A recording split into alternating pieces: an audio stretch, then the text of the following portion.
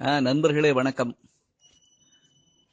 அதாவது இன்னைக்கு காலையில கோவில்பட்டி பஸ் ஸ்டாண்டு பக்கத்துல ஒரு சின்ன சாலை விபத்து. அதுல டூ வீலர் வந்தவர் அடிபட்டு ரோட்ல மயங்கி கிடக்கிறாரு. அவருக்கு பக்கத்துல அவரோட செல்போன் இருந்தது. அந்த செல்போனை எடுத்து அவங்க வீட்டுக்கு தகவல் சொல்லணும்னு சொல்லி எல்லாரும் ட்ரை பண்ணப்ப அது பேட்டர்ன் லாக் ஆயிருந்தது. எந்த தகவலும் சொல்ல முடியல. அதுக்குள்ள நண்பர்கள்லாம் சேர்ந்து 108க்கு போன் பண்ணி அவரை ஆஸ்பத்திரிக்கு அனுப்பிச்சு வச்சுட்டாங்க. சோ இந்த சூழ்நிலையில எனக்கு ஒரு செய்தியை எல்லாருக்கும் சொல்லணும் அப்படிங்கிறது எனக்கு ஒரு விருப்பமா இருக்குது. அதை கொஞ்சம் தயவு செய்து எல்லாரும் கொஞ்சம் அதை செஞ்சிங் வைக்குங்க. அதாவது உங்க எல்லாருடைய ஆண்ட்ராய்டு செல்போன்லயும் இதற்கான வசதி இருக்குது.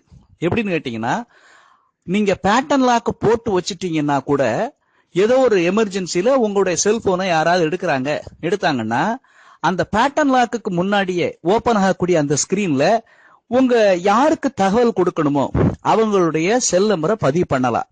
இதற்கான வசதி எல்லா ஆண்ட்ராய்டு போன்லயும் கொடுக்கப்பட்டிருக்கு. ஆனா எல்லாரும் செய்யறது இல்ல. சரி, அதை எப்படி செய்யறது அப்படிங்கறத பார்ப்போம். என்ன செய்யணும் அப்படின்னா, நீங்க ஆண்ட்ராய்டு செல்போன்ல முதல்ல செட்டிங்ஸை ஓபன் பண்ணுங்க. செட்டிங்ஸை ஓபன் பண்ணீங்கன்னா லாக் ஸ்கிரீன் அப்படிங்கிற ஒரு ஆப்ஷன் வரும். அந்த லாக் ஸ்கிரீன் ஆன் பண்ணி நீங்க அதுக்குள்ள போனீங்க அப்படின்னா அதுல உங்களுக்கு என்ன வரும், லாக் ஸ்கிரீன் மெசேஜ் அப்படின்னு சொல்லி ஒரு ஆப்ஷன் வரும். நீங்க அந்த ஆப்ஷனையும் ஆன் பண்ணி நீங்க உள்ள போனீங்கன்னா ஓனர்ஸ் இன்ஃபோ அப்படின்னு சொல்லி ஒரு தகவல் வரும். அதுல ஒரு சிறிய கட்டம் இருக்கும். அந்த கட்டத்தை டிக் பண்ணிக்கங்க. நீங்க இப்ப உள்ள போனீங்கன்னா அதுல கேட்கும், நீங்க யாருடைய பேரை அதுல போடனாலும் போட்டுக்கலாம், இல்ல அவங்க செல்போன் நம்பர் அதுல போடனாலும் போட்டுக்கலாம்.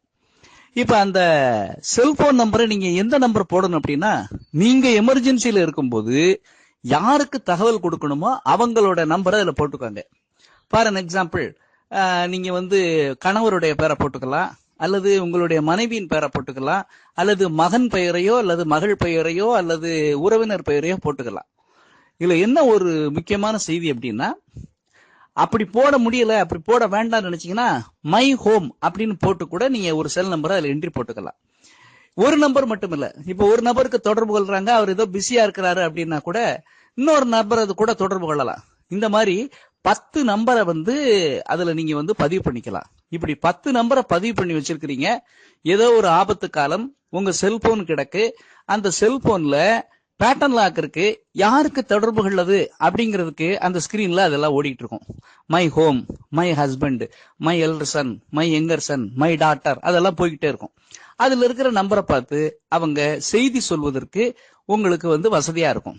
இந்த தகவலை உடனே எல்லாரும் என்ன பண்ணுங்க, நம்ம நண்பர்களோட பகிர்ந்து கொள்ளுங்க.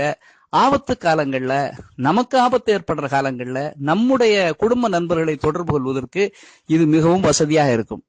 நன்றி. வணக்கத்துடன் நாகராஜன்.